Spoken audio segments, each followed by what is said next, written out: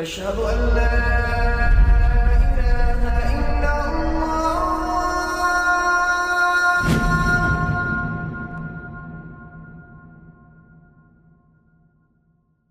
Raindrops media পরিবেশিত audio lecture series সেইরাহ। এই সিরিজে আলোচিত হবে পৃথিবীর বুকে শ্রেষ্ঠতম মানুষ রাসূলুল্লাহ মুহাম্মদ সাল্লাল্লাহু আলাইহি ওয়াসাল্লামের জীবন কথা। ইন্নাল হামদুলিল্লাহ ওয়াসসালাতু ওয়াসসালামু আলা রাসূলিল্লাহ ওয়া আলা আলিহি ওয়া আসহাবিহি ওয়া সাল্লামা তাসলিমান কাসীরান মাজিদান ইলা ইয়াউমিদ্দিন, আম্মা বা'দ। সিরাত সিরিজে আজকে আমরা আলোচনা করব খায়বারের যুদ্ধ নিয়ে। এটা হচ্ছে হিজরি ৭ম বর্ষের সবচেয়ে উল্লেখযোগ্য এবং গুরুত্বপূর্ণ যুদ্ধ। খায়বারের যুদ্ধ ছিল ইহুদিদের বিরুদ্ধে। এক বছর আগে কুরাইশদের সাথে মুসলিমদের হুদায়বিয়ার চুক্তি সম্পন্ন হয়, যে চুক্তি অনুসারে উভয় পক্ষ 10 বছরের জন্য যুদ্ধবিরতির ব্যাপারে একমত হয়। এই অবস্থায় খায়বারের ইহুদিরা মুসলিমদের জন্য হুমকি হয়ে ওঠে।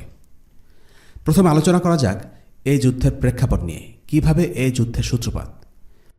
খায়বারের ইহুদিরা মাক্কি যুগে কিংবা মদিনার প্রাথমিক যুগে মুসলিমদের সাথে শত্রুতা করেনি, কিন্তু বনু নাজিরের নেতাদের আশ্রয় দেবার পর থেকে মুসলিমদের প্রতি তাদের মনোভাব বদলে যেতে থাকে।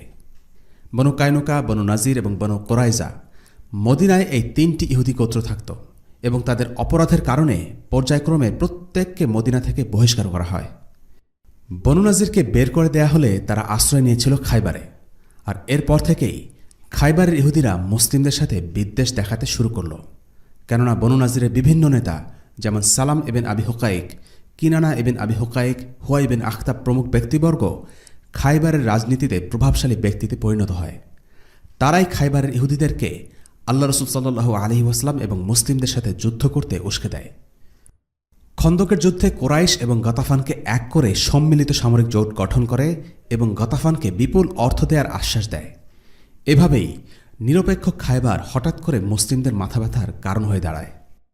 হুদায়বিয়ার সন্ধির পরের সময়টা ছিল তাদেরকে আক্রমণ করার সবচাইতে উপযুক্ত সময়, কেননা ততদিনে হুদায়বিয়ার সন্ধির মাধ্যমে কুরাইশদের 10 বছরের জন্য নিষ্ক্রিয় করে দেয়া হয়েছে। কাজেই খায়বার আক্রমণ করা হলে কুরাইশদের থেকে প্রতিরোধের কোনো সম্ভাবনা নেই। অভিযানের সূচনা দিয়ে আলোচনা শুরু করা যাক। খায়বারের যুদ্ধ সংঘটিত হয় হিজরি 7ম বর্ষে। হুদায়বিয়ার চুক্তি সম্পাদন করে মদিনায় প্রত্যাবর্তনের 20 দিনের মাথায় আল্লাহ রাসূল সাল্লাল্লাহু আলাইহি ওয়াসাল্লাম তার সাহাবীদেরকে নিয়ে খায়বার অভিমুখে অভিযান শুরু করেন। গোটা আরব উপদ্বীপে ইহুদিদের সবচেয়ে শক্তিশালী ঘাঁটি ছিল খায়বারে। মুসলিমরা জানতেন খায়বারে তাদের বিজয় হবেই, কারণ কয়েকদিন আগেই আল্লাহ তাআলা তাদের খায়বারের বিজয়ের ওয়াদা করেছেন। হুদায়বিয়ার সন্ধির পরেই আল্লাহ তাআলা সূরা ফাতহে মুসলিমদের খায়বারের যুদ্ধে বিজয়ের সুসংবাদ দেন। فأنزل السكينة عليهم وأثابهم فتحا قريبا ومغانم كثيرة يأخذونها। তাদেরকে পুরস্কৃত করলেন আসন্ন বিজয় দিয়ে এবং বিপুল পরিমাণে যুদ্ধলব্ধ সম্পদ যা তারা লাভ করবে। সূরা ফাত আয়াত 18 এবং 19। অভিযান শুরু হল। সাহাবীরা উদ্যমের সাথে পথ চলতে লাগলেন। পথিমধ্যে আমির ইবন আল আকওয়াকে বলা হলো নাশিদ তৈরি করতে। আমির ইবন আল আকওয়া রাদিয়াল্লাহু আনহু ছিলেন সালামা ইবন আল আকওয়ার চাচা। বেদুইনদের গান গাওয়ার বিশেষ একটা ভঙ্গি ছিল। তাদের নাশিদ উটের উপর অন্যরকম প্রভাব ফেলত। উটগুলো চলতে চলতে যখন ক্লান্ত হয়ে পড়ত, তখন নাশিদগুলো অনেকটা গরমের দিনের 1 গ্লাস লেবুর শরবতের মতো কাজ করত। নাশিদ শুনে তারা চাঙ্গা হয়ে উঠত। আমির বিন আল আকওয়া নাশিদ ধরলেন। নাশিদটির বাংলা অর্থ অনেকটা এমন: ও আল্লাহ, তুমি ছাড়া কিভাবে আমরা পথের দিশা পেতাম, কিভাবে জানতাম সালাতের কথা, দান সাদাকাই বা কিভাবে করতাম। ও আল্লাহ, তোমার কাছেই আমাদের আরতি, আমাদের ক্ষমা করে দাও, যত ভুল আমাদের মুছে দাও, তোমার জন্য আমাদের কুরবান হয়ে যেতে দাও, আমাদের আরতি শুনে নাও ইয়া রব, তোমার শান্তির ঝর্ণা ঝরিয়ে দাও। শত্রুর মুখে আমাদের পাগুলো যেন ইস্পাতের চেয়েও দৃঢ় হয়। ওরা আর কত ভয় দেখাবে আমাদের, যতই ভয় দেখাক আমরা দমব না। ওরা তো সেই কবেই আমাদের বিরুদ্ধে বুনো নেকড়ের মতো হন্যে হয়ে ডেকে চলেছে। গানের কথাগুলো রাসূলুল্লাহ সাল্লাল্লাহু আলাইহি ওয়াসাল্লামের খুব মনে ধরল। তিনি মুগ্ধ হয়ে জানতে চাইলেন কে এই নাশিদ গাইছে। সাহাবীরা আমির ইবন আল আকওয়া রাদিয়াল্লাহু আনহুর নাম বললেন। আল্লাহ রাসূল তার জন্য দোয়া করলেন ইয়ারহামহুল্লাহ, অর্থাৎ আল্লাহ তার উপর রহম করুক। এ কথা শোনা মাত্র সাহাবীরা বুঝে গেলেন আমির ইবনে আল আকওয়ার জন্য শাহাদাত অপেক্ষা করে আছে। শাহাদাত আর ক্ষমা, এই দুই বস্তু যে আলো আর ছায়ার মতো একটি অপরটির সাথে অঙ্গাঙ্গিকভাবে জড়িয়ে আছে সেটা সাহাবীরা ভালোভাবে জানতেন। আলো থাকলে যেমন ছায়া হবেই, আল্লাহর পথে শহীদ হলেও তেমনি আল্লাহ তাকে ক্ষমা করে দেন। রাসূলুল্লাহ সাল্লাল্লাহু আলাইহি ওয়াসাল্লামের মুখে ইয়ারহামুহুল্লাহ শুনে ওমর ইবনুল খাত্তাব রাদিয়াল্লাহু আনহু উতলা হয়ে নবীজি সাল্লাল্লাহু আলাইহি ওয়াসাল্লামকে জিজ্ঞেস করে উঠলেন, আল্লাহ রসূল, শাহাদাত তো আমির ইবনে আল আকওয়ার জন্য অবধারিত হয়ে গেল। ইস, আল্লাহ যদি আমাদেরও তা দিয়ে ধন্য করতেন। মুসলিমরা চলতে চলতে আস-সাহবা নামের একটি স্থানে পৌঁছল। সে জায়গাটি ছিল খাইবারের দক্ষিণে। সেখানে নবীজি থামলেন, আসরের সালাত আদায় করলেন এবং খাওয়া দাওয়া করলেন। এরপর একই অজুতে শুধু কুলি করে মাগরিবের সালাত আদায় করে নিলেন। আব্বাদ ইবনে বিশর রাদিয়াল্লাহু আনহুকে পাঠানো হলো ইহুদিদের ব্যাপারে তথ্য সংগ্রহে। এক বেদুইনের সাথে তার দেখা হলো। তার কাছে খাইবারের ইহুদিদের ব্যাপারে জানতে চাইলেন। আরে ইহুদিরা এই করেছে, সেই করেছে, গাতাফানিরাও ওদের সাথে যোগ দিয়েছে। ইহুদিরা তাদের দুর্গে অবস্থান নিয়েছে, ওদের দুর্গে প্রচুর রসদ আছে, বুঝেছ? ওরা বছরের পর বছর টিকে থাকতে পারবে, কেউ তাদের সাথে পেরে উঠবে না, বুঝলে? এখনকার মতো সেই সময়ও যুদ্ধকে ঘিরে প্রোপাগান্ডা চলত। ইহুদিরা পরিকল্পিতভাবে এসব কথা ছড়াচ্ছিল যেন মুসলিমরা উৎসাহ হারিয়ে ফেলে। কিন্তু আব্বাদ ঠিকই বুঝতে পারছিলেন এসব আসলে তাদের প্রোপাগান্ডা। তিনি চাবুক উঁচিয়ে কয়েকবার তাকে আঘাত করে বললেন, তুমি নিশ্চয়ই ওদের চর, সত্যি কথা বলো, নয়তো গর্দান যাবে। এই কথায় লোকটি ভয় পেয়ে গেল। বলল, আসলে ইহুদিরা খুব ভয়ে আছে। মদিনার ইহুদিদের পরিণতির কথা তাদের ভালোই জানা আছে। ওদের এক নেতা আমাকে বলেছে আমি যেন তোমাদেরকে বলি তাদের অনেক শক্তি আর সংখ্যা অনেক। বেদুইন লোকটির কথা থেকে আমরা বুঝতে পারি মদিনায় ইহুদিদের পরিণতি দেখে খাইবারের ইহুদিরাও বেশ নিরাপত্তাহীনতায় ভুগছিল, যে কারণে নিজেদের দুর্বলতা ঢাকতে তারা মুসলিমদের এটা সেটা বলে ভয় দেখাতে চাচ্ছিল। এসবে যদিও কোনো কাজ হয়নি, মুসলিমরা মোটেও দমলেন না। তারা খাইবারের খুব কাছাকাছি পৌঁছে গেলেন। রাসূলুল্লাহ সাল্লাল্লাহু আলাইহি ওয়াসাল্লাম সৈন্যদের অবতরণের জন্য একটি জায়গা নির্ধারণ করলেন। হাব্বাব ইবনে মুনজির এসে আর্জ করলেন, হে আল্লাহ রসুল, আল্লাহর আদেশে আপনি এখানে অবস্থান করার সিদ্ধান্ত নিয়েছেন নাকি রণকৌশলগত কারণে সিদ্ধান্ত নিয়েছেন? রাসূলুল্লাহ বললেন, রণকৌশলগত কারণে সিদ্ধান্ত নিয়েছি। এই কথা শুনে হযরত হাব্বাব রাদিয়াল্লাহু আনহু বললেন, এই স্থান নাজাদ দুর্গের খুব কাছে। খাইবারের সকল যোদ্ধা এই দুর্গেই থাকে। ওরা আমাদের অবস্থান সম্পর্কে পুরোপুরি জানতে পারবে, অথচ আমরা তাদের অবস্থা সম্পর্কে জানতে পারব না। ফলে তারা তাদের কৌশল আমাদের উপর প্রয়োগ করতে পারবে। তাদের নিক্ষিপ্ত তীর আমাদের কাছে পৌঁছবে, অথচ আমাদের নিক্ষিপ্ত তীর তাদের কাছে পৌঁছবে না। রাতের বেলা তারা আমাদের উপর আকস্মিক হামলা চালাতে পারে, এ আশঙ্কাও পুরোপুরি থেকে যাবে। এছাড়া জায়গার চারিদিকে খেজুর বাগান, জায়গাটা নিচু। কাজেই এসব সমস্যা যেখানে নেই সেই রকম একটা জায়গায় অবস্থান করলে ভালো হতো। রাসূলুল্লাহ সাল্লাল্লাহু আলাইহি ওয়াসাল্লাম বললেন, তুমি যে অভিমত প্রকাশ করেছ তা সঠিক। এরপর রাসূলুল্লাহ সাল্লাল্লাহু আলাইহি ওয়াসাল্লাম সাহাবাদের নিয়ে অন্য জায়গায় অবস্থান গ্রহণ করলেন। আল্লাহ রাসূল সাল্লাল্লাহু আলাইহি ওয়াসাল্লাম এরপর দোয়া করলেন, হে আল্লাহ, আপনি আসমান ও তার ছায়াতলে যা কিছু আছে তার প্রতিপালক, আপনি জমিনে যা কিছু হয় তার প্রতিপালক, আপনি শয়তান ও তাদের দ্বারা পথভ্রষ্টদের প্রতিপালক, আপনি বাতাস ও যা কিছু বাতাস উড়িয়ে নেয় সেসবের প্রতিপালক। আমি আপনার কাছে এই জনপদ এবং অধিবাসীদের মধ্যে নিহিত কল্যাণ প্রার্থনা করছি। এর মাঝে যা কিছু কল্যাণ আছে সেসবের প্রার্থনা করছি আপনার কাছে। এই জনপদের বাসিন্দা এবং তাদের যত অকল্যাণ সেসব থেকে আপনার কাছে আশ্রয় চাইছি। এই বলে তিনি সাহাবীদের উদ্দেশ্য করে বললেন, আল্লাহর নামে এগিয়ে যাও। রাতের বেলা মুসলিম বাহিনী আর রাজি উপত্যকায় তাঁবু গাড়লেন। জায়গাটি ছিল খাইবার এবং গাতাফানের মাঝে, যেন গাতাফান থেকে খাইবারে কোনো প্রকার সাহায্য আসতে না পারে।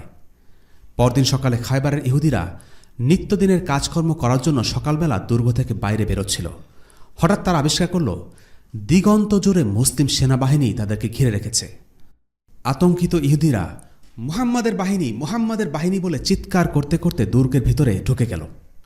মুসলিমরা দুর্গ অবরোধ করলেন।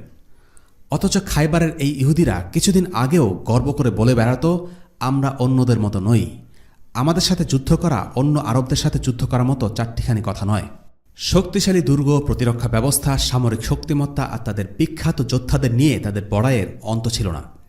কিন্তু যেই মাত্র তারা রাসূলুল্লাহ সাল্লাল্লাহু আলাইহি ওয়াসাল্লামের বাহিনী দেখল, তাদের যাবতীয় আস্ফালন ফুটো বেলুনের মতো তো চুপসে গেলই, ভয়ে তারা আধমরা হয়ে গেল। রাসূলুল্লাহ সাল্লাল্লাহু আলাইহি ওয়াসাল্লাম বলেছেন, শত্রুর মনে ভীতি তৈরির মাধ্যমে আল্লাহ আমাকে বিজয় দান করেন। খায়বার ছিল এক বিশাল এলাকা জুড়ে অনেকগুলো দুর্গের সমাহার, অন্তত ৮ থেকে ১০টি।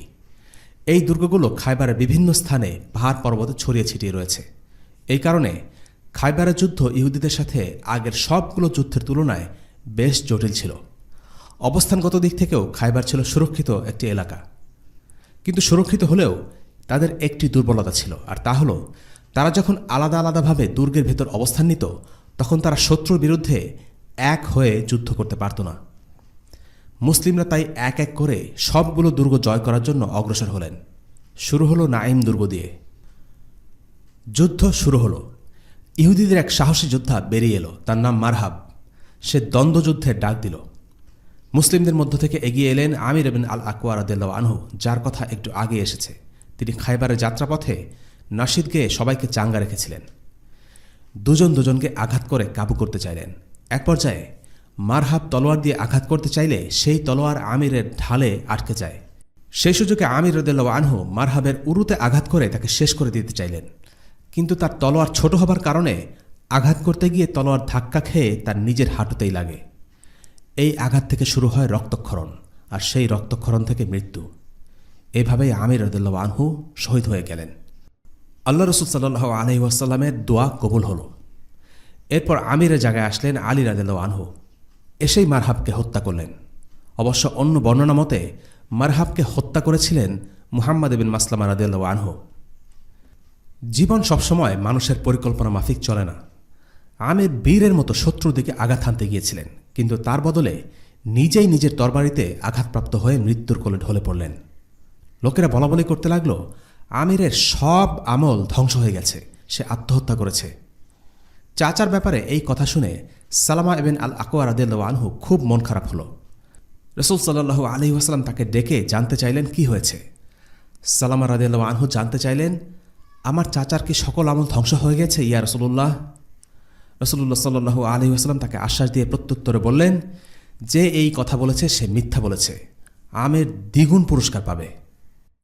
ইহুদিদের এই নাইম দুর্গটা মুসলিমদের জন্য পীড়ার কারণ হয়ে দাঁড়ায়। অবরোধের প্রথম কিছুদিন আবু বকর রাদিয়াল্লাহু আনহুর হাতে ছিল মুসলিম বাহিনীর পতাকা, কিন্তু তার নেতৃত্বে বিজয় আসছিল না। সবাই যুদ্ধ করতে করতে ক্লান্ত পরিশ্রান্ত। এমন সময় আল্লাহ রাসূল সাল্লাল্লাহু আলাইহি ওয়াসাল্লাম ঘোষণা দিলেন, আগামীকাল আমি এমন একজনকে পতাকা দান করব যার জন্যে আল্লাহ দুর্গের দরজা খুলে দেবেন। সে আল্লাহ এবং তার রাসূলকে ভালোবাসে এবং আল্লাহ ও তার রাসূলও তাকে ভালোবাসে। এই ঘোষণা যেন টনিকের মতো কাজে দিল। সবার ক্লান্তি নিমেষে কোথায় যেন চলে গেল। কার হাতে আল্লাহ রাসূল সাল্লাল্লাহু আলাইহি ওয়াসাল্লাম পতাকা তুলে দেবেন সেটা ভেবে সবাই রোমাঞ্চিত বোধ করতে লাগলেন। পরদিন সাহাবীরা রাসূলুল্লাহর কাছে জড়ো হলেন। মনে মনে সবাই আশা করছিলেন, ইস, আল্লাহ রাসূল যদি আমার হাতে পতাকা তুলে দিতেন। ওমর ইবনুল খাত্তাব রাদিয়াল্লাহু আনহু নিজেই বলেছেন তার মনে সেদিন কি ছিল। তিনি বলেছেন, আমি কোনোদিন নেতৃত্ব বা পদের আকাঙ্ক্ষা করিনি, তবে খায়বারের সেই দিনে আমার মনে নেতৃত্বের আশা জেগেছিল। সবাইকে ছাপিয়ে সেদিন যিনি পতাকা লাভ করেছিলেন তিনি হচ্ছেন আলী ইবনে আবি তালিব রাদিয়াল্লাহু আনহু। কিন্তু যিনি এই বিশেষ মর্যাদার অধিকারী হলেন তিনি নিজেই ছিলেন অনুপস্থিত। সকালবেলা আলী সেখানে ছিলেন না। সাহাবীরা জানালেন আলী চোখের সমস্যায় ভুগছেন। রাসূল সাল্লাল্লাহু আলাইহি ওয়াসাল্লাম আলীকে ডেকে পাঠালেন।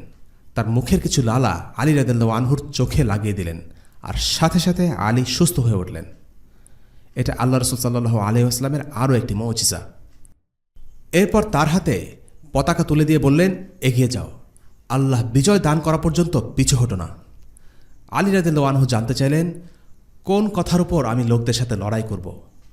রাসূলুল্লাহ সাল্লাল্লাহু আলাইহি ওয়াসাল্লাম বললেন, তাদের বিরুদ্ধে লড়াই চালিয়ে যাও যতক্ষণ না তারা সাক্ষ্য প্রদান করে আল্লাহ ছাড়া আর কোনো ইলাহ নেই আর মুহাম্মদ হচ্ছেন আল্লাহ রসুল। যখনই তারা এই সাক্ষ্য প্রদান করবে তখনই তাদের জানমাল তোমার হাত থেকে নিরাপদ হয়ে যাবে। তবে আইনগত অধিকারের কথা হলে ভিন্ন, আর তাদের আন্তরিকতার হিসাব আল্লাহর কাছে। আলী রাদিয়াল্লাহু আনহু হুঙ্কার দিয়ে এগিয়ে চললেন। সাহাবীরাও তার পিছু পিছু ছুটছেন। দুর্গের সামনে এসে পতাকাটি পাথরের মধ্যে গেঁথে দিলেন। এই দৃশ্য দেখে ইহুদিরা জিজ্ঞেস করল, কে তুমি? আমি আলী ইবনে আবি তালিব।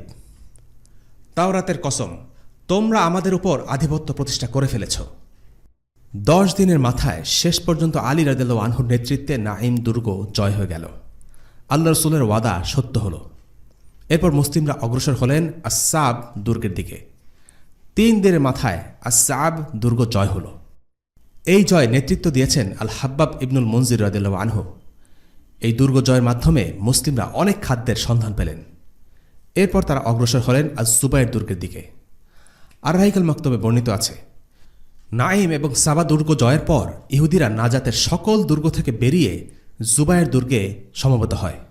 এটি ছিল একটি নিরাপদ এবং সংরক্ষিত দুর্গ। পাহাড়ের চূড়ায় অবস্থিত এই দুর্গে ওঠার পথ ছিল খুবই বন্ধুর। কোনো সওয়ারি নিয়ে তো ওঠা সম্ভবই ছিল না, পায়ে হেঁটে ওঠাও ছিল বেশ কষ্টসাধ্য। রাসূলুল্লাহ সাল্লাল্লাহু আলাইহি ওয়াসাল্লাম 3 দিন পর্যন্ত দুর্গ অবরোধ করে রাখেন। এরপর একজন হৃদয়বান ইহুদি এসে বলল, হে আবুল কাসিম, আপনি যদি 1 মাস যাবৎ দুর্গ অবরোধ করে রাখেন তবুও ইহুদিরা পরোয়া করবে না। তবে তাদের পানির ঝর্ণা নিচে রয়েছে। রাতের বেলা এসে তারা পানি পান করে এবং সারাদিনের প্রয়োজনীয় পানি তুলে নিয়ে যায়। আপনি যদি ওদের পানির ব্যবস্থা বন্ধ করে দিতে পারেন তবে তারা নত হবে। এই খবর পেয়ে রাসূলুল্লাহ সাল্লাল্লাহু আলাইহি ওয়াসাল্লাম ওদের পানি বন্ধ করে দিলেন। ইহুদিদের তখন টনক নড়ল। তারা নিচে নেমে এসে প্রচণ্ড যুদ্ধে লিপ্ত হল। এতে কয়েকজন মুসলমানও শাহাদাত বরণ করলেন এবং 10 জন ইহুদি দুর্বৃত্ত নিহত হল। সবশেষে এই দুর্গেরও পতন হল। এর মাধ্যমে আন-নাজাত এলাকার সবগুলো দুর্গ মুসলিমদের আয়ত্তে চলে আসে। এরপর মুসলিমরা খায়বারের দ্বিতীয় ভাগ অর্থাৎ আশ-শিক এলাকার দুর্গগুলো অবরোধ করা শুরু করল। এই এলাকায় মুসলিম সেনাবাহিনী প্রথম অভিযান চালালো উবাই দুর্গে। উবাই দুর্গ সহজেই আয়ত্ত চলে আসলো। সেখান থেকে কিছু যোদ্ধা পালিয়ে গেল আরেকটি দুর্গ আন-নিজারে। ব্যাপক গোলাবর্ষণের মাধ্যমে আন-নিজার দুর্গের পতন ঘটে। এরপর মুসলিমরা একে একে জয় করলেন আল কামোস, আল ওয়াতিহ এবং আস-সুলালাম দুর্গ। 14 দিন অবরোধ করে রাখার পর এই দুর্গের ইহুদিরা আত্মসমর্পণ করতে রাজি হয়। এভাবে বিজয় হল সমগ্র খায়বার। এরপর ইহুদিরা অস্ত্র ছেড়ে সন্ধি আলোচনার জন্য নেমে আসে। এই যুদ্ধে নিহত হয় 93 জন ইহুদি, আর মুসলিম থেকে শহীদ হন প্রায় 15 থেকে 20 জন। আল্লাহই ভালো জানেন। এবার আমরা আলোচনা করব খায়বারের কিছু ঘটনা নিয়ে। আমরা আগেই বলেছি, সিরাতের যুদ্ধগুলোর ধারাবাহিক বর্ণনা নেই, বর্ণনাগুলো ছড়ানো ছিটানো। সেগুলোকে সমন্বয় করলে যুদ্ধের একটি সামগ্রিক চিত্র পাওয়া যায়, কিন্তু পুরো যুদ্ধের একটি অবিচ্ছিন্ন বর্ণনা নেই। ছোট ছোট অনেকগুলো বর্ণনা আছে হাদিস এবং সিরাতের কিতাবে। প্রথম ঘটনাটি হচ্ছে আল্লাহর সাথে সততার একটি দৃষ্টান্ত, নাম না জানা এক বেদুইনের কাহিনী। খায়বারের যুদ্ধের আগে এক বেদুইন মুসলিম হন এবং যুদ্ধে অংশ নেন। কোনো একটি যুদ্ধ জয়ের পর আল্লাহ রাসূল সাল্লাল্লাহু আলাইহি ওয়াসাল্লাম সাহাবীদের মাঝে গনিমতের সম্পদ বণ্টন করতে শুরু করলেন। দীর্ঘদিনের দারিদ্র্যের পর মুসলিমরা কিছু সম্পদ লাভ করেছে। সেই বেদুইনের ভাগেও গনিমতের কিছু সম্পদ পড়ল। রাসূল সাল্লাল্লাহু আলাইহি ওয়াসাল্লাম সেগুলো এক সাহাবীকে দিয়ে বললেন সেই বেদুইনের কাছে তার প্রাপ্য ভাগ বুঝিয়ে দিতে। সেই সাহাবী বেদুইনের কাছে সম্পদ নিয়ে এলে বেদুইন লোকটিকে জিজ্ঞেস করলেন, এগুলো কি? সাহাবী উত্তর দিলেন, এগুলো হচ্ছে তোমার গনিমতের অংশ। উত্তরটা শুনে বেদুইন সাহাবীর যেন মন ভরল না। তিনি আল্লাহ রাসূল সাল্লাল্লাহু আলাইহি ওয়াসাল্লামের কাছে গেলেন, জানতে চাইলেন এগুলো কি। আল্লাহ রাসূল বললেন, এগুলো হলো তোমার গনিমতের অংশ। তিনি উত্তর দিলেন, ইয়া আল্লাহ রাসূল, আমি তো গনিমতে আসা মুসলিম হইনি।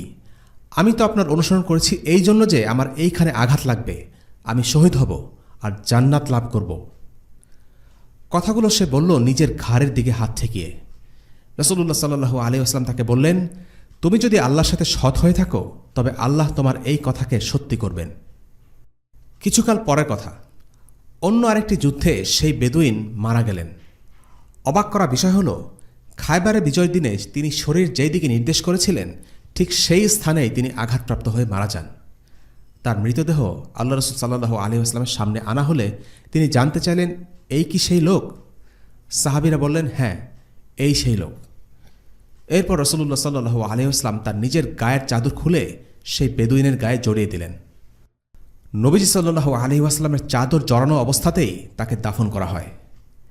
নাম না জানা এক বেদুইন রাসূলুল্লাহ সাল্লাল্লাহু আলাইহি ওয়াসাল্লামের চাদরকে নিজের কাফন হিসেবে পেয়ে গেলেন। এরপর রাসূলুল্লাহ সাল্লাল্লাহু আলাইহি ওয়াসাল্লাম দোয়া করলেন, হে আল্লাহ, তোমার এই বান্দা তোমার রাস্তায় যুদ্ধ করেছে এবং শহীদ হয়েছে, আমি এর সাক্ষী থাকলাম। দ্বিতীয় ঘটনাটি এক আবিসিনিয়ান রাখালের, তারও নাম অজানা। খাইবারের যুদ্ধের খানিক আগের কথা। খাইবারের এক আবিসিনিয়ান রাখাল দেখল সেখানকার অধিবাসীরা যুদ্ধের প্রস্তুতি নিচ্ছে। সে জানতে চাইল তারা কার সাথে যুদ্ধ করবে। তারা উত্তর দিল, আমরা এমন এক লোকের বিরুদ্ধে যুদ্ধ করতে যাচ্ছি যে দাবি করে সে আল্লাহর নবী। একথা শুনে তার মনে পড়ে গেল নবীজির কথা। তার কথা সে আগেও শুনেছে।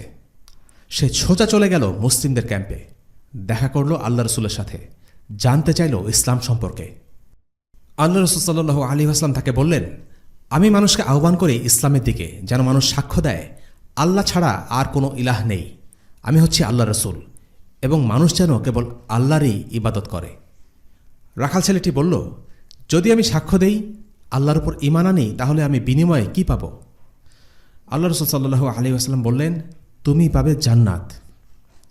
সেই আবিসিনিয়ান রাখালের জন্য এতটুকুই যথেষ্ট ছিল। সে ইসলাম গ্রহণ করল এবং জিহাদে যেতে প্রস্তুত হয়ে গেল। জিহাদে কেন যেতে হবে, কবে যেতে হবে, সালাতের আহকাম কি, এসব নিয়ে কোনো সে তর্ক করল না। শুধু এতটুকু জানতে চাইল তার সাথে যে ভেড়াগুলো আছে সেগুলোর কি করবে।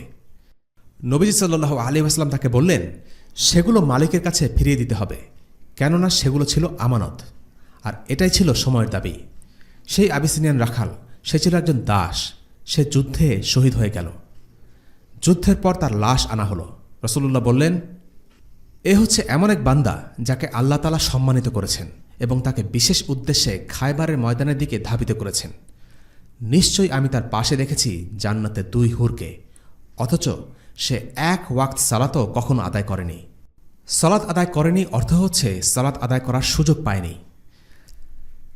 তৃতীয় ঘটনা হচ্ছে এমন একজন লোকের যাকে দেখে মনে হচ্ছিল যুদ্ধের ময়দানে সে বুঝি একজন হিরো, কিন্তু আসলে আখিরাতের খাতায় তার প্রাপ্তি ছিল 0। সে ছিল মুসলিম, প্রচণ্ড বীরত্বের সাথে যুদ্ধ করে যাচ্ছিল। শত্রুপক্ষের কেউ তার সামনে ভিড়তে পারছিল না। সাহাবীরা তাকে দেখে বলাবলি করছিলেন, এই লোকের জান্নাত বুঝি নিশ্চিত। কিন্তু রাসূল সাল্লাল্লাহু আলাইহি ওয়াসাল্লাম বলে উঠলেন, এই লোক জাহান্নামে যাবে। সাহাবীরা কথাটা শুনে চমকে উঠলেন। এমন বীরের মতো যোদ্ধা জাহান্নামে যাবে, এটা কারোর বিশ্বাসই হচ্ছিল না। একজন সাহাবী সেই সৈনিকের পিছু নিলেন। তিনি দেখতে চান এই লোকের সাথে কি হতে চলেছে। তিনি দেখলেন যুদ্ধ করতে করতে সেই লোকটি একসময় বেশ আঘাত পেল, আর আঘাতের যন্ত্রণা সহ্য করতে না পেরে নিজেই নিজেকে হত্যা করে ফেলল। প্রত্যক্ষদর্শী সাহাবী এবার রাসূলুল্লাহ সাল্লাল্লাহু আলাইহি ওয়াসাল্লামের কাছে ছুটে গেলেন। রাসূলুল্লাহর ভবিষ্যৎবাণী চোখের সামনে সত্য হতে দেখে দৃঢ়তার সাথে বলে উঠলেন, আমি সাক্ষ্য দিচ্ছি আপনি আল্লাহ রসুল। এরপর রাসূল সাল্লাল্লাহু আলাইহি ওয়াসাল্লাম সেই সাহাবীকে বললেন, যাও, লোকদের মাঝে ঘোষণা করে দাও যে শুধুমাত্র মুমিনরাই জান্নাতে প্রবেশ করবে, আর আল্লাহ চাইলে একজন ফাসিক লোককেও তার দ্বীনের কাজে লাগাতে পারেন। চতুর্থ ঘটনা হচ্ছে আবু ইয়াসার কাব ইবনে আমর রাদিয়াল্লাহু আনহুর কাহিনী। ইনি ছিলেন রাসূলুল্লাহ সাল্লাল্লাহু আলাইহি ওয়াসাল্লামের একজন সাহাবী। খাইবারের যুদ্ধে তিনি একটি ঘটনা বর্ণনা করেছেন। তিনি বলেন, খাইবারের এক সন্ধ্যায় আমরা আল্লাহ রাসূল সাল্লাল্লাহু আলাইহি ওয়াসাল্লামের সাথে ছিলাম। এমন সময় দেখলাম এক ইহুদি ভেড়ার পাল নিয়ে দুর্গের ভিতরে ঢুকতে যাচ্ছে। সে সময় আমরা দুর্গ অবরোধ করে রেখেছিলাম। আল্লাহ রাসূল সাল্লাল্লাহু আলাইহি ওয়াসাল্লাম তখন বললেন, কে আমাকে এই ভেড়ার পালগুলো থেকে ভেড়া এনে খাওয়াতে পারবে? আমি বললাম, আমি পারব। রাসূল সাল্লাল্লাহু আলাইহি ওয়াসাল্লাম বললেন, যাও, নিয়ে এসো। আমি উট পাখির মতো জোরে দৌড়াতে লাগলাম। রাসূলুল্লাহ সাল্লাল্লাহু আলাইহি ওয়াসাল্লাম আমার জন্য দোয়া করলেন এই বলে, হে আল্লাহ, আমাদেরকে তার সঙ্গ দ্বারা উপকৃত করো। আমি যখন ভেড়ার পালকে নাগালে পেলাম, তখন ভেড়ার পালের প্রথম ভেড়াটি দুর্গের ভিতরে ঢুকে পড়েছে। তাই আমি পালের শেষের দিকে 2টো ভেড়া ধরে বগল দাবার করে এত জোরে দৌড় দিলাম যে আমার মনে হচ্ছিল আমার সাথে কিছুই নেই। এরপর সেগুলো আল্লাহ রাসূল সাল্লাল্লাহু আলাইহি ওয়াসাল্লামের কাছে এসে ছুঁড়ে মারলাম। তারপর সেই ভেড়া জবাই করা হলো এবং সবাই খুব তৃপ্তি সহকারে খেল। ঘটনাটি মজার, কিন্তু এই ঘটনা বর্ণনা করতে গিয়ে আবু ইয়াসার কেঁদে দেন, কারণ রাসূলুল্লাহ সাল্লাল্লাহু আলাইহি ওয়াসাল্লাম তার সাহচর্য পাবার দোয়া করেছিলেন, আর যে কারণে তিনি ছিলেন সর্বশেষ মৃত্যুবরণকারী সাহাবীদের মধ্যে অন্যতম। তার বন্ধুরা অনেকেই তার আগে দুনিয়া ছেড়ে চলে যান, আর তিনি রয়ে যান। পঞ্চম ঘটনা, আল্লাহ রাসূল সাল্লাল্লাহু আলাইহি ওয়াসাল্লামের জন্য ভালোবাসা। এই ঘটনা ছিল উমাইয়া বিনতে আবি আসসালত রাদিয়াল্লাহু আনহার কাহিনী। তিনি ছিলেন গিফার গোত্রের। খায়বার সময়ের ঘটনা। গিফারের এক মহিলা আল্লাহ রসুল সাল্লাল্লাহু আলাইহি ওয়াসাল্লামের কাছে গিয়ে বললেন, আমরা আপনার সাথে ময়দানে যেতে চাই, যাতে আমরা আহতদের সেবা করতে পারি এবং মুসলিমদের অন্যান্য কাজে সহযোগিতা করতে পারি। রাসূলুল্লাহ সাল্লাল্লাহু আলাইহি ওয়াসাল্লাম রাজি হলেন। গিফার গোত্রের কথা আমরা আগেই বলেছি। এরা ছিল ডাকাত গোছের একটি কুখ্যাত গোত্র। কিন্তু আবু যর গিফারী রাদিয়াল্লাহু আনহুর বদৌলতে এই গোত্র ইসলাম গ্রহণ করে, আর ইসলামের আলো তাদের পুরোপুরি বদলে দেয়। সেই গিফার গোত্রের মহিলারা মুসলিম বাহিনীর সাথে খায়বারের দিকে যাত্রা শুরু করল। সেই দলের এক বাচ্চা মেয়েকে আল্লাহ রসুল সাল্লাল্লাহু আলাইহি ওয়াসাল্লাম তার উটের পিছনে তুলে নিলেন। উটের পিঠে অনেক মাল সামান টাল করে রাখা। বাচ্চা মেয়েটাকে বসানো হলো সেই মালের স্তূপের ওপর। সকালবেলা হলে যাত্রা বিরতির সময় হলো। আল্লাহ রসুল সাল্লাল্লাহু আলাইহি ওয়াসাল্লাম উট থেকে নেমে পড়লেন। বাচ্চা মেয়েটি নামতে গিয়ে দেখল মালামানের যেখানে সে বসেছিল সেখানে কিছু রক্ত লেগে আছে। মেয়েটি লজ্জায় কুঁকড়ে গেল। এ কি হয়ে গেল? এমন কাণ্ড ঘটবে সে কল্পনাই করেনি। সে চুপটি করে উটের পাশে গিয়ে বসে রইল। নবীজি সাল্লাল্লাহু আলাইহি ওয়াসাল্লামের ছিল তীক্ষ্ণ দৃষ্টি। মা যেভাবে তার সদ্যজাত শিশুর জন্য প্রতি মুহূর্তে খেয়াল রাখেন, সাহাবীদের সবার জন্য আল্লাহ রসুল সাল্লাল্লাহু আলাইহি ওয়াসাল্লাম তার চেয়েও বেশি খেয়াল থাকত। তিনি তাকিয়ে দেখতে পেলেন বাচ্চা মেয়েটা কেমন এক অস্বস্তিতে গুটিসুটি মেরে বসে আছে। তিনি এগিয়ে গিয়ে জিজ্ঞেস করলেন, কি হয়েছে তোমার? হায়েজ হয়েছে? মেয়েটি সংক্ষেপে বলল, নবীজি বললেন, কিছুই হয়নি। আচ্ছা ঠিক আছে, তুমি পরিষ্কার হয়ে নাও। এরপর একটা জগে পানি আর কিছু লবণ নিয়ে মালামাল থেকে রক্তগুলো পরিষ্কার করে ফেলো, আর এরপর আবার উটের পিঠে এসে বসে পড়ো। সেই বাচ্চা মেয়ে নবীজি সাল্লাল্লাহু আলাইহি ওয়াসাল্লামের কথা মতো সব কিছু করল। যুদ্ধের পর গনিমত ভাগাভাগি করার সময় এলো। প্রসঙ্গত উল্লেখ্য, যুদ্ধে অংশ নিলেও নারী ও শিশুরা গনিমত পায় না, তবে আমির চাইলে তাদের কিছু অংশ দেবার অধিকার রাখেন। গনিমতের সম্পদ থেকে নবীজি সাল্লাল্লাহু আলাইহি ওয়াসাল্লাম সেই ছোট্ট উমাইয়ার জন্য একটা গলার হার নিলেন। তারপর নিজ হাতে সেটা তাকে পরিয়ে দিলেন। আল্লাহ রসুল সাল্লাল্লাহু আলাইহি ওয়াসাল্লামের সাথে উমাইয়া খুব অল্প কিছু মুহূর্তই কাটিয়েছে, কিন্তু সেই সময়টি তার জীবনের শ্রেষ্ঠ সময়। দেখতে দেখতে সেদিনে সেই ছোট্ট মেয়েটি একদিন বড় হলেন, কিন্তু খায়বারের সেই অসাধারণ মুহূর্তের কথা তিনি আজীবন মনে রেখেছেন। সেদিনের পর থেকে জীবনে যতবার তার ঋতুস্রাব হয়েছে, প্রত্যেকবার তিনি পানি আর লবণ ব্যবহার করে পবিত্র হতেন। একবারের জন্যও অন্যথা হয়নি। তার জীবনের শেষ ইচ্ছা ছিল মৃত্যুর পরেও যেন তাকে এভাবেই পরিষ্কার করা হয়। সেদিনে সেই ছোট্ট মেয়ে যখন বৃদ্ধা হয়ে গেলেন, তখন এই হাদিস সংগ্রহকারীর কাছে বললেন, আল্লাহর শপথ, যে হার আমার ছোটবেলায় আল্লাহ রসুল সাল্লাল্লাহু আলাইহি ওয়াসাল্লাম আমাকে পরিয়ে দিয়েছিলেন, সেই হার আমি কখনো খুলিনি। মৃত্যু এসে তাকে এই দুনিয়া থেকে বিচ্ছিন্ন করে ফেলল। তখনও তার গলায় সেই হার ঝুলছে, যেন আখিরাতের সেই সুদীর্ঘ একাকী সফরে পা বাড়ানোর সময়ও আল্লাহ রসুল সাল্লাল্লাহু আলাইহি ওয়াসাল্লামের স্নেহটুকু তিনি বুকে করে যাত্রা শুরু করলেন। সম্মানিত শ্রোতা, এই ঘটনার উপর মন্তব্য করে এর সৌন্দর্য নষ্ট না করাই শ্রেয়। ছোট্ট অথচ অনন্য সাধারণ এই গল্পটা যেভাবে আছে সেভাবেই থাকুক। আল্লাহ রসুলকে তার সাহাবী আর সাহাবিয়াতরা কতটা ভালোবাসতেন তা আসলে লিখে বা বলে কখনোই বোঝানো যাবে না। তাদের ভালোবাসার গভীরতা হয়তো আমরা কিছুটা আঁচ করতে পারব যখন এই গল্পগুলো আমাদের চোখের সামনে ভেসে উঠবে। আল্লাহ রসুল সেই ছোট্ট মেয়েটিকে বলেননি যে পবিত্র করতে চাইলে সবসময় পানি আর লবণই ব্যবহার করতে হবে, কিন্তু তবু তিনি সারা জীবন ধরে রসুলের কথাটা মান্য করেছেন। এটাই হচ্ছে ভালোবাসা। কাউকে ভালোবাসলে মানুষ তাকে মনে রাখে, তার ছোট ছোট কথাগুলিও যত্ন করে স্মরণ রাখে, তার বলা কাজগুলো মমতা নিয়ে আগ্রহের সাথে করে যায়। সাহাবীদের কাছে রাসূলুল্লাহ সাল্লাল্লাহু আলাইহি ওয়াসাল্লামের স্থান ছিল অন্তরের গভীরে। তারা তাকে শুনতেন আর এক বাক্যে মেনে নিতেন। শুধু পবিত্রতার ফিকহ পড়ে এই ভালোবাসাকে উপলব্ধি করা যাবে না। সেই বেদুইন নারীর নাম কি ছিল সেটাও আসলে নিশ্চিত নয়। কেউ বলেন উমাইয়া, কেউ বলেন আমিনা, আল্লাহই ভালো জানেন। তবে নাম যাই হোক, তিনি আল্লাহ রসুল সাল্লাল্লাহু আলাইহি ওয়াসাল্লামের সাথে তার ছেলেবেলার সেই অল্প কিছু মুহূর্ত মনে রেখেছিলেন সারাটি জীবন ধরে। সেই ছোট্ট বয়সে তিনি হাত বাড়িয়ে দিয়েছিলেন আল্লাহ রসুল সাল্লাল্লাহু আলাইহি ওয়াসাল্লামের বাহিনীর সাথে যাবেন বলে, তাদের সাহায্য করবেন বলে। কি অসাধারণ ত্যাগ তিতিক্ষা আর ভালোবাসাই দেখিয়েছিলেন আল্লাহ রসুলের চারপাশের মানুষগুলো। শ্রোতাগণ, আজকে আমাদের অবস্থা কোথায় আমরা কি তা ভেবে দেখেছি? আল্লাহ রসুল সাল্লাল্লাহু আলাইহি ওয়াসাল্লাম যেমন ছিলেন তেমন ছিলেন তার চারপাশের মানুষগুলো। কোথাকার এক বেদুইন মেয়ে, নিতান্ত সাধারণ এক গোত্রের অতি সাধারণ এক বালিকা, অথচ আল্লাহ রসুল সাল্লাল্লাহু আলাইহি ওয়াসাল্লাম কত যত্ন আর আদর ভরেই না তার সাথে কথা বলেছেন। যুদ্ধের পর এত এত সৈনিকের মাঝে আলাদা করে তার নাম ধরে ডেকেছেন, নিজ হাতে গলায় হার পরিয়ে দিয়েছেন। সত্যিই তিনি ছিলেন সৃষ্টির সেরা। তার আচরণ ছিল অভাবনীয় রকমের সুন্দর, আর উম্মতের প্রতি তার মায়া এবং ভালোবাসা ছিল নিখাদ। যে মানুষগুলো তার জন্য সর্বস্ব বিলিয়ে দিতে উন্মুখ হয়ে থাকত, তাদের তিনি কখনো ভুলে যাননি। স্নেহের চাদরে মুড়ে সবসময় তাদেরকে আগলে রেখেছেন। 6 নম্বর ঘটনা, আল্লাহ রসুল সাল্লাল্লাহু আলাইহি ওয়াসাল্লামকে হত্যার চেষ্টা। খায়বারের ইহুদিরা পরাজিত হবার পর নবীজি সাল্লাল্লাহু আলাইহি ওয়াসাল্লাম এবং তার কিছু সাহাবীদের দাওয়াত করেন। সাহাবীদের জন্য তারা ভেড়ার মাংস রান্না করে দিল। এই ধরনের আয়োজন করাটা অস্বাভাবিক কিছু ছিল না, কারণ রাসূলুল্লাহ সাল্লাল্লাহু আলাইহি ওয়াসাল্লাম মাত্রই খায়বার জয় করেছেন। কিন্তু আপ্যায়ন করা আসলে তাদের উদ্দেশ্য ছিল না। তাদের উদ্দেশ্য ছিল নবীজিকে হত্যা করা। জাইনাব বিনতুল হারিস নামের এক ইহুদি মহিলা এজন্য সেই মাংসে বিষ মিশিয়ে দেয়। রাসূল সাল্লাল্লাহু আলাইহি ওয়াসাল্লাম সাহাবীদের নিয়ে খেতে বসলেন। তারা কেউ ভাবতে পারেননি দাওয়াতের খাবারে বিষ মেশানো থাকতে পারে। বিশর বিন বারা রাদিয়াল্লাহু আনহু নিশ্চিন্ত মনে মাংস মুখে নিলেন। নবীজিও মাংস মুখে নিলেন, কিন্তু গিলে ফেলার আগেই মুখ থেকে ফেলে দিয়ে বললেন, এই খাবারে বিষ মেশানো আছে। ওদিকে বিশর ইবনুল বারা রাদিয়াল্লাহু আনহু ততক্ষণে মাংস গিলে ফেলেছেন। সেই মহিলাকে ডাকা হলো, জিজ্ঞেস করা হলো সে হত্যার উদ্দেশ্যে বিষ মিশিয়েছে কিনা। সে স্বীকার করল। নবীজি সাল্লাল্লাহু আলাইহি ওয়াসাল্লাম তার এই কাজের কারণ জানতে চাইলেন।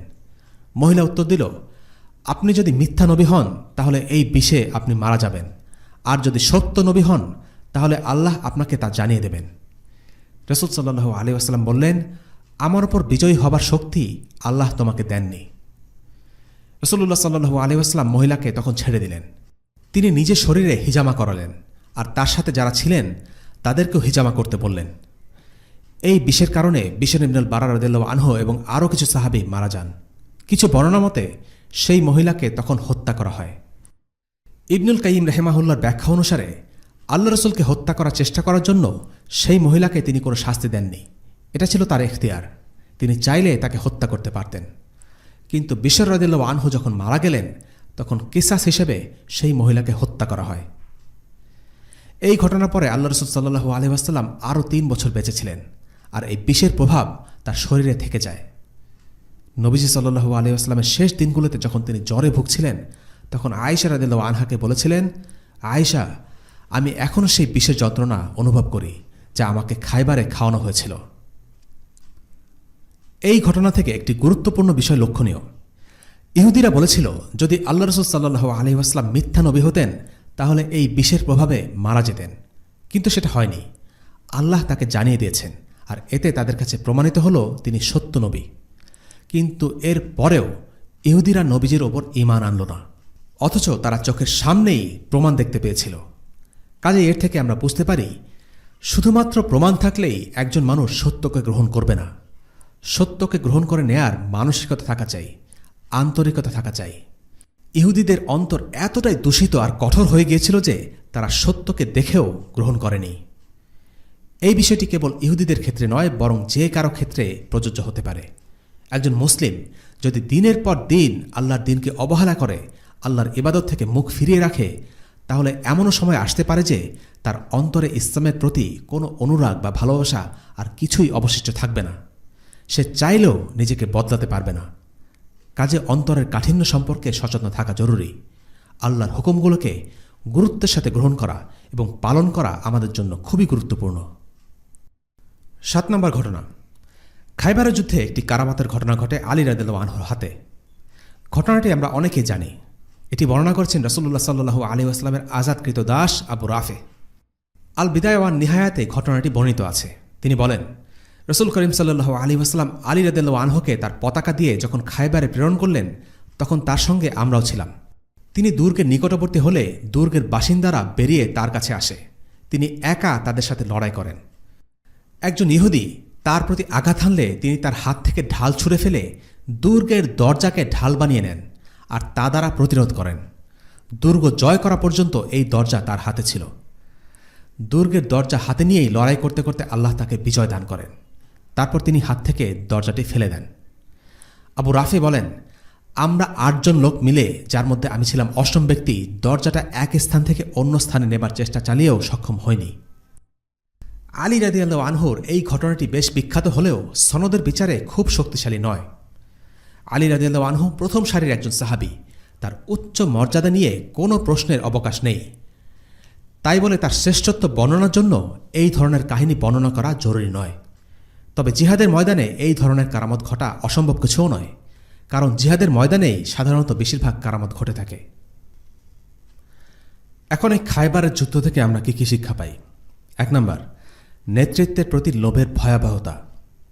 নেতৃত্বের প্রতি মানুষের সহজাত আকর্ষণ থাকে, কিন্তু ইসলামে নেতৃত্ব চেয়ে নেয়ার ব্যাপারে অনুৎসাহিত করা হয়েছে। রাসূলুল্লাহ চাচা হওয়া সত্ত্বেও আব্বাস ইবনে আব্দুল মুত্তালিব রাদিয়াল্লাহু আনহু যখন নেতৃস্থানীয় পদ চেয়েছিলেন, রাসূল সাল্লাল্লাহু আলাইহি ওয়াসাল্লাম তাকে বলেছিলেন, আমরা তাকে এই পদ দেব না যে এই পদের জন্য আকাঙ্ক্ষা পোষণ করে। এটাই ইসলামের শিক্ষা। ওমর রাদিয়াল্লাহু আনহুর ঈমানের উচ্চতা নিয়ে আমাদের কোনো প্রশ্ন নেই। নেতৃত্বের ব্যাপারে তার কোনো আগ্রহই ছিল না, কিন্তু খায়বারের সেই দিনে ওমর রাদিয়াল্লাহু আনহুর মতো মানুষের মনেও নেতৃত্ব পাবার ইচ্ছে কাজ করছিল। এর কারণ হলো, সেদিন এমন এক লোককে নেতৃত্ব দেয়া হবে যাকে আল্লাহ এবং তার রাসূল ভালোবাসেন, এবং সেও আল্লাহ আর তার রাসূলকে ভালোবাসে। নিঃসন্দেহে এত বড় সম্মান যে কারো পেতে ইচ্ছে করবে। নেতৃত্বের প্রতি লোভ কতটা যে খারাপ সেটা আমরা বুঝতে পারি আত-তিরমিজির একটি হাদিসে। রাসূলুল্লাহ সাল্লাল্লাহু আলাইহি ওয়াসাল্লাম বলেন, যদি 2টি নেকড়েকে এক পাল ভেড়ার নিকট পাঠানো হয়, তাহলে নেকড়েদের দ্বারা ভেড়াগুলো যতটা না ক্ষতির সম্মুখীন হবে, তার চেয়েও বেশি ক্ষতির সম্মুখীন হয় একজন মানুষ যখন সে সম্পদ এবং নেতৃত্বের আকাঙ্ক্ষা করে। কাজেই নেতৃত্বের প্রতি অন্তরে ভালোবাসা নির্মূল করা চাই, কারণ এই নেতৃত্বের বোঝা একদিন আফসোসের কারণ হয়ে দাঁড়াবে। ২ নম্বর শিক্ষা, জিহাদের উদ্দেশ্য। আলী রাদিয়াল্লাহু আনহুর হাতে যখন আল্লাহ রাসূল সাল্লাল্লাহু আলাইহি ওয়াসাল্লাম পতাকা তুলে দিচ্ছিলেন, তখন তাকে বলে দিয়েছিলেন তাদেরকে ইসলামের দিকে আহ্বান করবে। আল্লাহর যে হক তাদের আদায় করতে হবে সে ব্যাপারে তাদের অবহিত করবে। আল্লাহর কসম, তোমার দাওয়াতের মাধ্যমে আল্লাহ যদি মাত্র একজন মানুষকেও হিদায়াত দেন, তা তোমার জন্য লাল উটের চাইতেও মূল্যবান। এই হাদিস থেকে আমরা একটা শিক্ষা পাই যে কাফিরদের বিরুদ্ধে আক্রমণাত্মক জিহাদের একটা উদ্দেশ্য হল দাওয়াত দেয়া, মানুষকে আল্লাহর পথে আহ্বান করা, ইসলামের ছায়াতলে মানুষকে প্রবেশ করানো। জিহাদের মাধ্যমে দ্বীন প্রতিষ্ঠার মধ্য দিয়ে জাহিলিয়াতের প্রভাব এবং কুফর শক্তিকে নিশ্চিহ্ন করে ফেলা, যেন ইসলাম গ্রহণের পথে মানুষের কোনো বাধা না থাকে। জিহাদের সাথে অন্য যে কোনো যুদ্ধের পার্থক্য এখানেই। অন্য যুদ্ধের উদ্দেশ্য হচ্ছে সম্পদ অর্জন, ক্ষুধার তাড়না কিংবা ক্ষমতার লোভ, কিন্তু মুসলিমরা যুদ্ধ করে একটি পবিত্র উদ্দেশ্যে, আর তা হল আল্লাহর দ্বীনকে দুনিয়ার বুকে ছড়িয়ে দেয়া। রাসূল সাল্লাল্লাহু আলাইহি ওয়াসাল্লাম বলেছেন, আমি কিছু মানুষকে জান্নাতে টেনে হিচড়ে নিয়ে যেতে দেখেছি। এখানে তাদের কথা বলা হচ্ছে যারা একসময় মুসলিমদের সাথে যুদ্ধ করেছে এবং পরবর্তীতে মুসলিম হয়েছে। রাসূল সাল্লাল্লাহু আলাইহি ওয়াসাল্লাম আলীকে মনে করে দিয়েছেন তার উচিত হবে আগে মানুষকে দাওয়াত দেয়া। এই দাওয়াতের ফলে যদি একজন লোকও ইসলাম গ্রহণ করে, তাহলে সেটাই হবে পৃথিবীর শ্রেষ্ঠ গনিমত। ৩য় শিক্ষা, অন্তরের আন্তরিকতা। বেদুইন এবং আবিসিনিয়ান সেই রাখালের গল্প থেকে শিক্ষা হল, কেউ যদি আল্লাহর পথে চেষ্টা করে, আল্লাহ তাকে উত্তম প্রতিদান দান করেন। সেই বেদুইন যেমন মৃত্যু চেয়েছেন, আল্লাহ তাকে ঠিক সেভাবে মৃত্যু দিয়েছেন। এর কারণ হল তিনি ছিলেন সৎ এবং আন্তরিক। জিহাদের নিয়ত তার এতটা বিশুদ্ধ ছিল যে তিনি গনিমত পর্যন্ত চাননি। রাসূল সাল্লাল্লাহু আলাইহি ওয়াসাল্লাম বলেছেন, আমাকে তরবারি সহ পাঠানো হয়েছে এবং আমার রিজিক তরবারি ছায়াতলে। এর কারণে আলিমরা বলেন, গনিমতের রিজিক হল শ্রেষ্ঠ রিজিক। কিন্তু এই বেদুইন সাহাবী ঈমানের এত উঁচু স্তরে পৌঁছেছিলেন যে তিনি জান্নাত ছাড়া আর কিছুই চাইতেন না, এবং তার এই চাওয়ার মাঝে কোনো খাদ ছিল না। তাই তিনি লাভ করেছিলেন এক বিরল সম্মান, আল্লাহ রসুলের চাদর। আল্লাহ রসুলের অজুর পানির জন্য সাহাবীরা কাড়াকাড়ি করতেন, আর এই বেদুইন সাহাবী কোনো কাড়াকাড়ি ছাড়াই শুধুমাত্র নিয়তের বিশুদ্ধতার জোরে আল্লাহ রসুল সাল্লাল্লাহু আলাইহি ওয়াসাল্লামের চাদর গায়ে জড়িয়ে কবরে গিয়েছেন। নিঃসন্দেহে এ এক বিরল সম্মান। ৪ নম্বর শিক্ষা, গনিমতের সম্পদ চুরির ভয়াবহতা। এই ঘটনাটি ঘটে খায়বার অথবা খায়বার পরবর্তী ওয়াদি আল কোরা অভিযানে। রাসূলুল্লাহ সাল্লাল্লাহু আলাইহি ওয়াসাল্লামের এক সাহাবী ইহুদিদের তীরের আঘাতে মারা যান। একদল সাহাবী বলতে থাকেন, অমুক শহীদ হয়েছে, অমুক শহীদ হয়েছে। কিন্তু আল্লাহ রসুল বললেন, কিছুতেই না, গনিমতের মাল থেকে যে সে চাদর চুরি করেছে, আমি দেখেছি সেই চাদর তাকে আগুন হয়ে ঘিরে রেখেছে। এই লোকটি ছিলেন একজন মুসলিম, একজন মুজাহিদ, কিন্তু গনিমতের সম্পদ চুরি করা এতটাই ভয়াবহ অপরাধ যে এজন্য একজন মানুষকে জাহান্নামের আগুনে যেতে হয়। এখন শোনা যাক খায়বারের যুদ্ধের ফলাফল কি ছিল। খায়বারের ইহুদিরা আত্মসমর্পণ করার পর আল্লাহ রাসূল সাল্লাল্লাহু আলাইহি ওয়াসাল্লাম তাদের সাথে এই মর্মে চুক্তি হয় যে তারা পরনের কাপড় পরে খায়বার ছেড়ে চলে যাবে এবং যাবতীয় অর্থসম্পদ, জায়গা জমি, সোনারূপা, ঘোড়া, বর্ম সব কিছু রেখে যাবে। রাসূল সাল্লাল্লাহু আলাইহি ওয়াসাল্লাম তাদেরকে বলে দিলেন, যদি তারা কোনো অর্থসম্পদ লুকানোর চেষ্টা করে তাহলে এর জন্য উপযুক্ত শাস্তি দেওয়া হবে। ইহুদিদের পক্ষ থেকে বিশ্বাসঘাতকতা নতুন কিছু নয়। সেই রাসূলুল্লাহর যুগ থেকে শুরু করে আজ পর্যন্ত এই জাতিটি মুসলিমদের সাথে বিশ্বাসঘাতকতা করে আসছে। চুক্তির শর্ত ভঙ্গ করে খায়বারের ইহুদিরা এবার কিছু সম্পদ লুকিয়ে ফেলল। এই সম্পদগুলো ছিল বনু নাজিরের নেতা হুয়াই বিন আখতাবের। বনু কুরাইজার ঘটনায় তাকে হত্যা করা হয়েছিল। বনু নাজিরকে যখন বের করে দেয়া হয় তখন হুয়াই বিন আখতাব বিপুল পরিমাণ স্বর্ণালঙ্কার একটি চামড়ার মাঝে লুকিয়ে খায়বারে রেখে এসেছিল। তার এই অঢেল সম্পদ তখনও খায়বারে ছিল। বিষয়টা আল্লাহ রাসূল সাল্লাল্লাহু আলাইহি ওয়াসাল্লাম জানতেন। কিনানা ইবন আর রাবিকে ডেকে জিজ্ঞেস করা হলো, হুয়াইয়ের সম্পদ কোথায়? সে বলল, সেই সম্পদ তো যুদ্ধ আর আমাদের থাকা খাওয়ায় খরচ হয়ে গেছে। রাসূলুল্লাহ সাল্লাল্লাহু আলাইহি ওয়াসাল্লাম বললেন, না, সেটা হতে পারে না। যুদ্ধ তো মাত্র সেদিন হলো। এই অল্প কদিনের মাঝে এই পরিমাণ সম্পদ খরচ হয়ে যাবার কথা নয়। কিনানা তবুও অস্বীকার করতে থাকল। ইহুদিরা কত সাবলীলভাবে মিথ্যা বলতে পারে এই তার একটা নমুনা। পরে এক বুড়ো ইহুদি বলল, আমি হুয়াই বিন আখতাবকে প্রায়ই অমুক জায়গায় ঘুরঘুর করতে দেখতাম। সাহাবীরা তখন সে জায়গায় গিয়ে খোঁড়াখুড়ি করে সেই সম্পদের কিছু অংশের সন্ধান পেলেন। কিনানাকে জিজ্ঞেস করা হলো বাকি সম্পদ কোথায়। সে আবারও বলল সে কিছুই জানে না। তাকে আজ-জুবাইর ইবনুল আওয়াম রাদিয়াল্লাহু আনহুর হাতে তুলে দেয়া হলো। তিনি তাকে মারধর করে বাকি সম্পদের ব্যাপারে তথ্য বের করলেন। এরপর কিনানাকে তুলে দেয়া হলো মুহাম্মদ ইবন মাসলামা রাদিয়াল্লাহু আনহুর হাতে। এই সেই কিনানা যে তার ভাই মাহমুদ ইবন মাসলামাকে হত্যা করেছে। আজ সে হাতের মুঠোয়। তিনি কিনানাকে হত্যা করে ভাই হত্যার প্রতিশোধ নেন। দুর্গ থেকে বের হয়ে ইহুদিরা আল্লাহ রাসূল সাল্লাল্লাহু আলাইহি ওয়াসাল্লামের কাছে অনুরোধ করল যেন তাদেরকে খায়বারে থাকতে দেয়া হয়। তারা বলল, আমরা আপনাদের চাইতে এই ভূমি চাষাবাদে বেশি দক্ষ। এই কথা বলে আসলে তারা খায়বারে তাদের থাকতে দেওয়ার জন্য নবীজিকে মানানোর চেষ্টা করছিল। রাসূলুল্লাহ সাল্লাল্লাহু আলাইহি ওয়াসাল্লাম তাদের এই প্রস্তাবে রাজি হলেন। উৎপাদিত শস্যের অর্ধেক ইহুদিরা পাবে, এই শর্তে ইহুদিরা খায়বারে থেকে যাবার অনুমতি পেল। তবে রাসূলুল্লাহ সাল্লাল্লাহু আলাইহি ওয়াসাল্লাম একটি শর্ত আরোপ করে দিলেন, আর তা হল মুসলিমরা যখন চাইবে তখনই তাদেরকে খায়বার থেকে বের করে দেবার অধিকার রাখে। ইহুদিদের খায়বারে চাষাবাদ করতে দেওয়াটা মুসলিমদের জন্য লাভজনক ছিল, কেননা সাহাবীদের হাতে জমি দেখাশোনা করার সময় ছিল না। তারা ব্যস্ত ছিলেন ইলম, দাওয়া এবং জিহাদ নিয়ে। উপরন্তু ইহুদিরা ছিল খায়বারে জমি চাষাবাদে দক্ষ। ইহুদিদের সাথে আল্লাহ রাসূল সাল্লাল্লাহু আলাইহি ওয়াসাল্লামের অভিজ্ঞতা ভালো ছিল না। এই পর্যন্ত প্রতিটি ইহুদি গোত্র মুসলিমদের সাথে শত্রুতা করেছে। তাই যে কোনো মুহূর্তে তাদেরকে খায়বার থেকে বের করে দেবার শর্তারোপ করে তাদেরকে তিনি সার্বক্ষণিক চাপের মুখে রাখলেন। কিন্তু এত কিছুর পরেও তাদের চরিত্র বদলায়নি। রাসূলুল্লাহ সাল্লাল্লাহু আলাইহি ওয়াসাল্লাম প্রতি বছর আব্দুল্লাহ ইবন রাওয়াহাকে খায়বারের উৎপাদিত শস্যের পরিমাপ করতে আনতে পাঠাতেন। প্রথমে তারা তার পরিমাপ করার পদ্ধতি নিয়ে আপত্তি জানায়, পরে তারা তাকে ঘুষ দিয়ে কিনে নিতে চায়। আব্দুল্লাহ ইবন রাওয়াহা রাদিয়াল্লাহু আনহু খুব রেগে যান। তাদের বলেন, আল্লাহর দুশমন কথাকার, তোরা আমাকে ঘুষ দিতে চাস? তোরা জেনে রাখ, তোদের প্রতি ঘৃণা আর আল্লাহ রাসূলের প্রতি আমার ভালোবাসা আমাকে তোদের প্রতি ন্যায়সঙ্গত আচরণ করার পথে কোনো বাধা হয়ে দাঁড়াবে না। পরে অবশ্য তারা স্বীকার করতে বাধ্য হয় যে আব্দুল্লাহ ইবন রাওয়াহা তাদের সাথে ন্যায়সঙ্গত আচরণই করেছিলেন। পরবর্তীতে খায়বারের ইহুদিরা আবার বিশ্বাসঘাতকতা করেছিল। ওমর রাদিয়াল্লাহু আনহুর খিলাফতকালে তারা আব্দুল্লাহ ইবন ওমর রাদিয়াল্লাহু আনহুকে ছাদ থেকে ফেলে দিয়ে 2 হাত ভেঙে দেয়। এর আগে আল্লাহ রাসূল সাল্লাল্লাহু আলাইহি ওয়াসাল্লামের যুগেই এক সাহাবীকে তারা হত্যা করেছিল, কিন্তু সেবার শক্ত কোনো প্রমাণ ছিল না। কিন্তু আব্দুল্লাহ ইবন ওমর রাদিয়াল্লাহু আনহুর সাথে যা করেছিল সেটা ছিল সন্দেহাতীত। তাই ওমর রাদিয়াল্লাহু আনহু তাদেরকে আর সুযোগ দেননি, খায়বার থেকে বের করে দেন। এরপর তারা শামে চলে যায়। খায়বার বিজয়ের মাধ্যমে মদিনার ইসলামী রাষ্ট্রের অর্থনীতির চাকা বেশ সচল হয়, কারণ খায়বার থেকে মুসলিমরা বিপুল পরিমাণ গনিমত অর্জন করে। আব্দুল্লাহ ইবন ওমর রাদিয়াল্লাহু আনহুর একটি কথাতেই বোঝা যায় খায়বারের বিজয় তাদের জীবনে কতটা পরিবর্তন এনেছিল। তিনি বলেন, খায়বারের বিজয়ের আগ পর্যন্ত আমাদের পেট ভরে এক বেলা খাওয়া হতো না। মুহাজিররা খেজুরের বাগানগুলো আনসারদের ফিরিয়ে দিতে সক্ষম হন। খায়বারে যখন পতন হচ্ছিল তখন ফাদাকের অধিবাসীরা আগেভাগেই আত্মসমর্পণ করে ফেলে। তাদের সাথেও অর্ধেক ফসল ভাগাভাগির চুক্তি হয়।